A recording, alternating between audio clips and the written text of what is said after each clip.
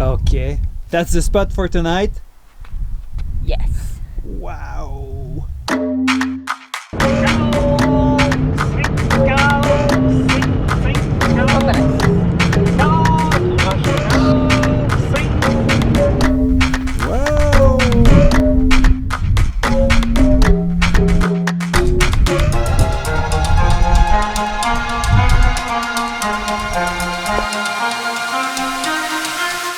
The wind. Part 2. We did one video about the wind right here, well, very close to here, Yeah. a while ago, and we learned a lot. We'd have to think ourselves as babies when we think about these younger times where we're discovering life, light painting. Now we're old people, very grumpy. We're very grumpy. It's gonna be pretty simple. We'll just gonna go over like a few tips and things that we've learned working with the wind to make our lives and yours easier for tube light painting. And maybe we'll find other tricks tonight. Who knows?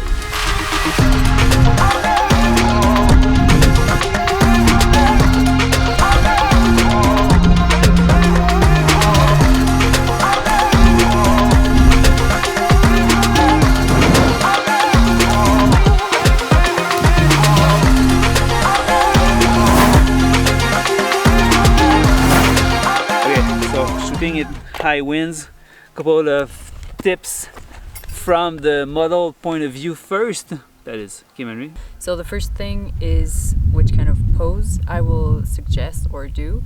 I want to make sure that I'm really grounded, stable, so both feet on the ground. If I can sit, that's even better, but otherwise I stick to really simple things that I'm sure I'm not going to be like pushed away by the wind. Second, I'll tie my hair up so they don't move around too much. And I don't have them in my face. Yeah.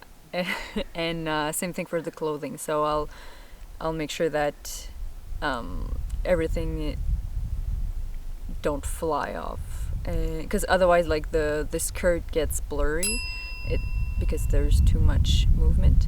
So either like pants, or I'll make sure that it's really fit. Okay, on my side, very sturdy tripod, as low as you can to the ground, because even with a sturdy tripod, your camera is gonna shake a little bit. So I really want to get very low. And what I do in that kind of place, I'm trying to get on a rock, so I'm just a little bit higher. And also, like the biggest trick is to do super short exposures and a single pass of light painting. So most of the time, if it's very windy, I'll just do a side light painting behind Kim. The other thing that is working well is the door, so from top to bottom, and also kind of a circle. I avoid circles because it's a bit harder to make perfect circles when it's super windy, but because you have to hold it super strongly. So what I do is that I do kind of a Pac-Man shape. So it's not a complete circle, but it's something that is much easier to hold and do something that looks good and as fast as you can, and still try to get a good exposure. So it's gonna be just a little bit under a second, and then you get something quite sharp, even if it's super windy. Makes sense. Mm-hmm. Okay. Oh, it's beautiful.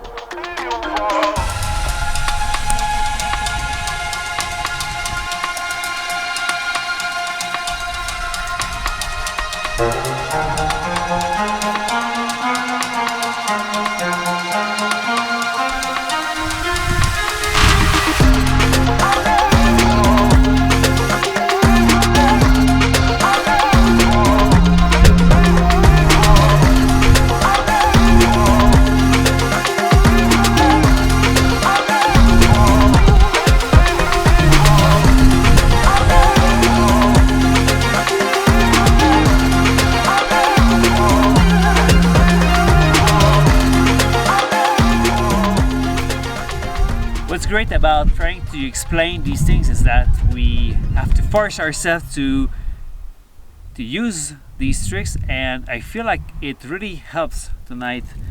The way your hair was staying in place, your dress, everything worked perfectly.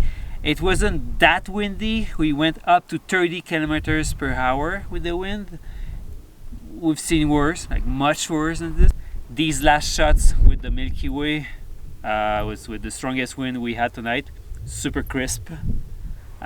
So last tip, I think, shooting with high winds and trying to get the Milky Way would be to do a super quick light painting. So I was at 8 seconds for the exposure time on manual mode, and I was doing the light painting super quickly, like in less than a second, and the light was a bit brighter than usual, so I was really able to freeze skim. Then I was turning off the light and was just letting the exposure go for the remaining time. So I got the Milky Way single exposure, these shots right there. So I think it worked well.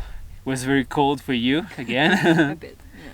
We were sticking to neutral and very like basic movement or pose, so it would be easier to stay still. We had a super interesting blue hour, and then the Big Dipper suddenly appeared exactly where I was shooting in my framing. It was great.